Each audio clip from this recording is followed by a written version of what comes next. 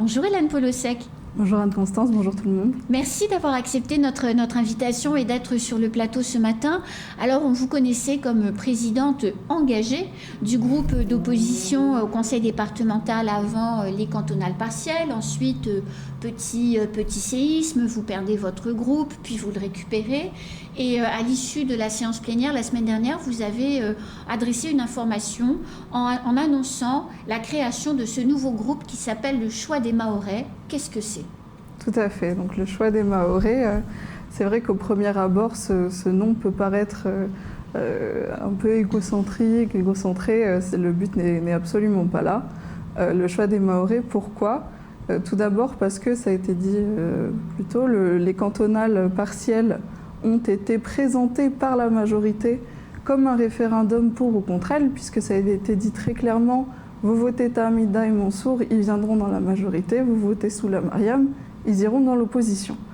Donc au final, c'est Soula et Mariam qui ont remporté ces élections. Mais qui n'ont pas dit qu'ils allaient aller dans l'opposition au début. Tout à fait. Frappé à la porte de la majorité. Et aussi pour rappeler que nous, notre groupe, peu importe les différentes appartenances politiques, notre mantra, notre but, c'est de travailler pour l'intérêt de Mayotte et des Mahorais, et que le choix des Mahorais sera toujours le nôtre. Donc, voilà. Alors, un nouveau groupe donc, qui intègre Soula Saïd Soufou et Mariam Saïd Kalam. Pourquoi avoir changé de groupe et pas juste avoir intégré les deux nouveaux venus ? Alors, si on regarde bien, le noyau du nouveau groupe reste en fait le même. Bien sûr. On est autour de Daniel Zaidani, Alain Sarment, Maïmounati Moussa Hamadi, Laïni Abdallah Bouana. Et cette fois-ci, on a décidé d'une coprésidence avec mon collègue Eliassir Manroufou, tout simplement parce que le rôle en fait de leader de l'opposition, c'est quoi ? C'est d'être au front de toutes les discussions. Et malheureusement, c'était pour moi compliqué parfois d'échanger avec certains conseillers qui étaient complètement fermés à la discussion, et plus particulièrement conseillères départementales.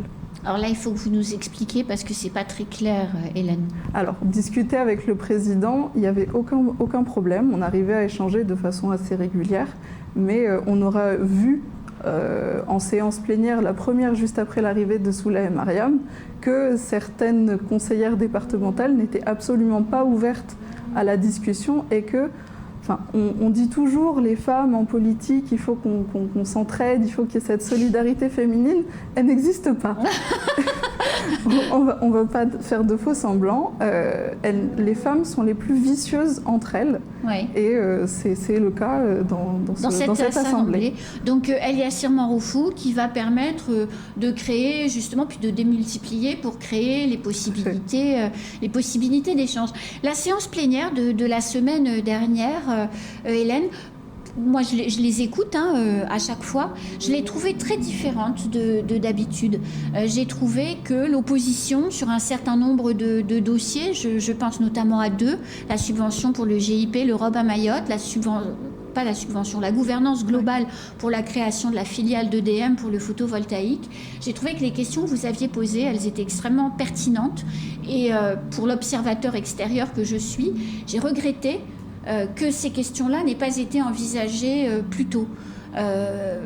Pourquoi est-ce que, en commission, par exemple, les points soulevés, qui étaient intéressants, n'ont pas pu être débattus ?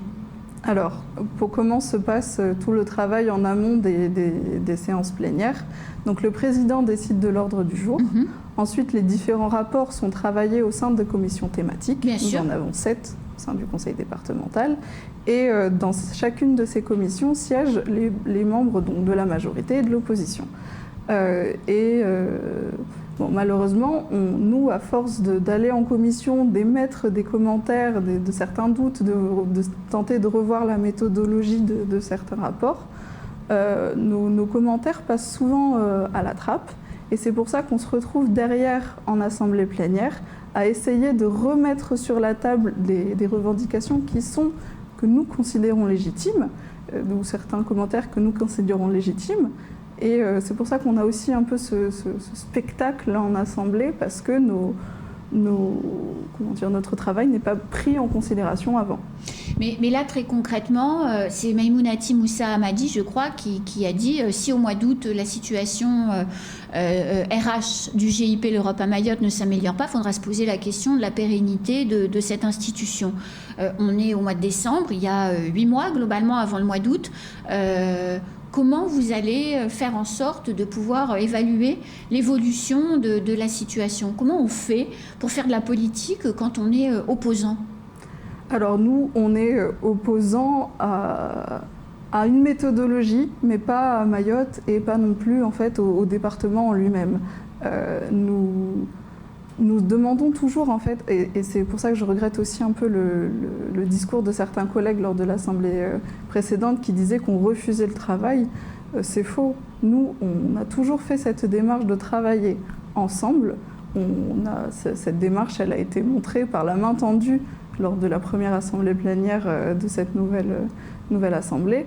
Et nos mains tendues, en fait, ne sont pas prises.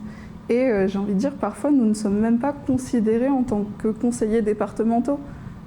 Et c'est vraiment dommage parce qu'au sein de cette assemblée, nous ne sommes que 26. Mais oui. Les dossiers que nous avons à traiter sont importants puisqu'on est aussi dans une période clé dans le développement de Mayotte. C'est maintenant qu'on n'a pas le droit à l'erreur. Et la majorité n'est pas enclin à ce travail collaboratif du tout.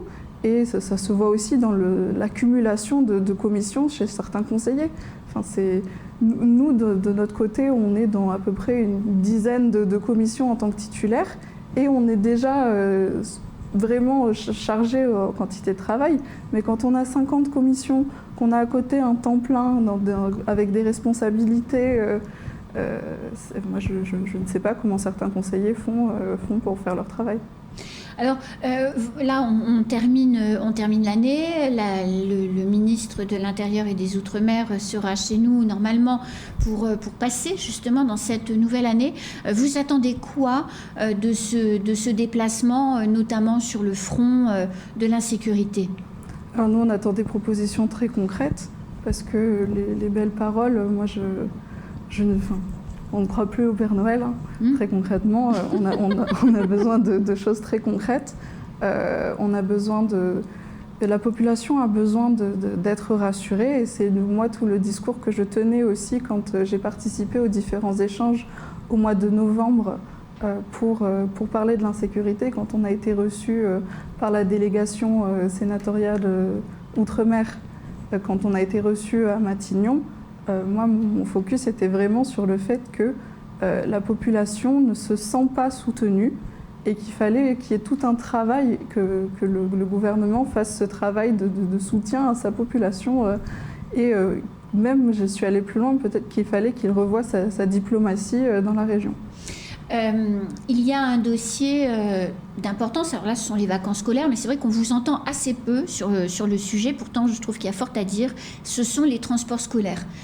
Nos enfants se font agresser dans les autocars, nos enfants ont peur de prendre les autocars pour aller à l'école, nos transporteurs sont pénalisés financièrement et pourtant il semble que du côté du conseil départemental ça ne bouge pas. Quelle est votre position par rapport au dossier du transport scolaire ? Le dossier du transport scolaire, il est très sensible.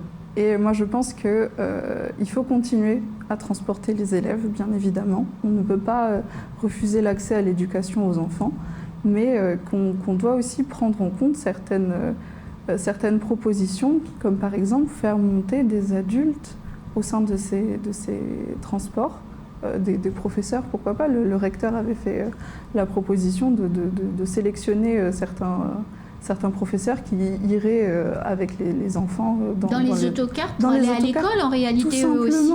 Et voilà, encore une fois, un adulte pour je sais pas, X enfants, c'est très compliqué.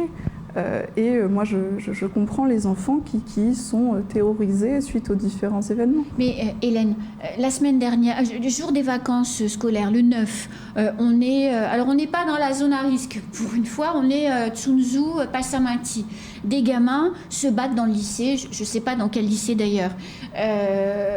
les enfants de Tsunzu montent dans un autocar, les enfants de Passamanti montent dans un autre autocar.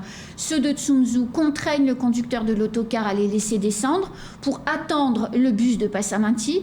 Ils caillassent abondamment le bus de Passamanti pour aller casser la figure aux jeunes de Passamanti. Et on ne peut pas continuer comme ça. Qu'est-ce qu'on doit faire? Qu'est-ce que le conseil départemental doit faire?